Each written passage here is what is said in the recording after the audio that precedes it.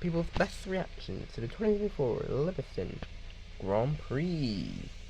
Alright, we're here to talk about Liberstone now. Yes. Sorry that we didn't do qualifying. We haven't done quali in like a while. Quali was pretty good actually. Well, it was decent. But yeah, now we start with rating the race. You first, Greg. I probably think the race was an 8 out of 10.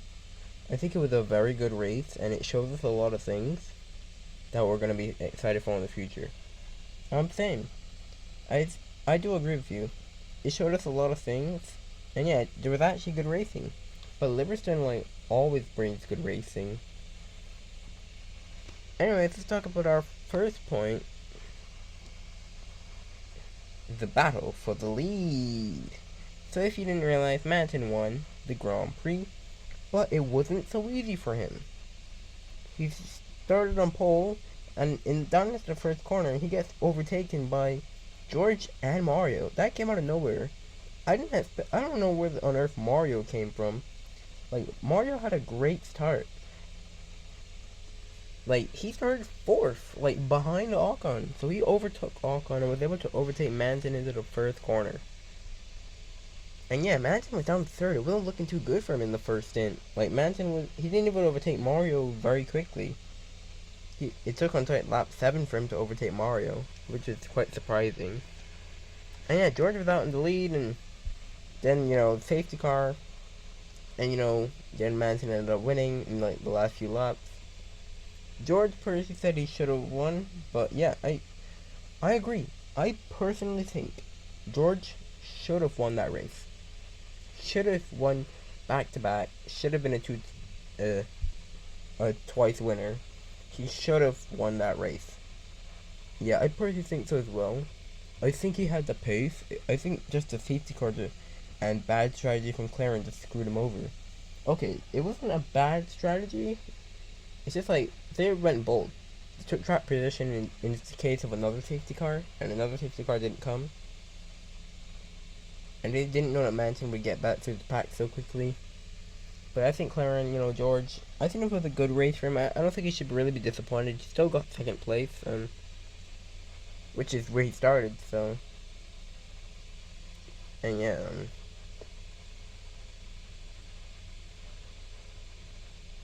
yeah, that's basically what I think about that. Now, our next topic, let's talk about Nigel, shall we? DMC Builders, they had a bit of a better weekend at first, I thought. Sprint quality. Oh yeah, I forgot this was the sprint weekend. I'm sorry that we did not recap that either. Oh my goodness. But this is about the race, not the sprint. But in the sprint, they had a pretty good sprint, and yeah, going into the race, Nigel decides to just push Barry completely off the track. Picks up 3 or 4 penalty points. That was not a good move from Nigel. That's something I would expect from Donkey, to be honest. But Donkey had a pretty quiet race, I would say. Yeah, well, I think he should have got more penalty points, in my opinion. And yeah, we'll talk about that soon, because we're doing back driver ratings, because we have time, which we'll get into later. But I personally think that, yeah, Nigel should have got more penalty points for that. Anyways, let's talk about, Arson Sarston, 6th and 8th.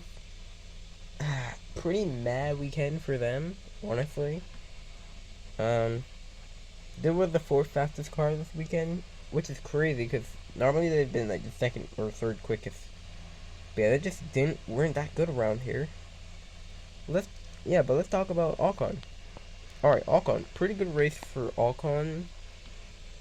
Should have gotten the podium, but it was all undone in the first lap when Mario overtook him at the start. Then he just fell back. Ocon, I'm not going to give it to him. He's not used to being this high up the grid. This is probably P3 was his highest quality position, and I think P4 might be his highest result ever. So yeah, he's never really been this high up the grid, so I'll let him off there. But yeah, McLaren now looking like a pretty good force now. Now that Ocon is actually on pace, they're actually catching up to Jones and the constructors. Maybe McLaren could take Jones for 3rd, which would be crazy. Um, yeah. Um, Also, big topic. After this race is USA next. But I didn't even realize USA is at like the 20th of October. That is the 6th of October. That means we have 3 weeks until the next race. How did nobody realize that? We basically got another summer break. We got 3 weeks until the next race. That is absolutely horrendous. Like, are you serious? We gotta wait 3 weeks? Like, dang. And yeah, yeah. Then after that, we have 4 races, and then the season's over. The last 4 races. Yeah. Where's the time gone? Literally when we come back, we have to the the last 4 races. It's crazy. The season's ending. 4 more races to go. It's crazy. Yeah, but yeah, we will have our driver ratings. Sorry that we did it so late. We had a bit of issues, but it's not very late. We'll do our driver ratings maybe tomorrow or Thursday, because now we got this big fat break that we got to worry about. Yeah, we shall be bringing you some content in that. We haven't brought you like other content in a while. But yeah, that's gonna be it for the people's best reactions to the Liberstone Grand Prix. But yeah, so thankfully, hope you guys enjoyed. And yeah, that's it from us.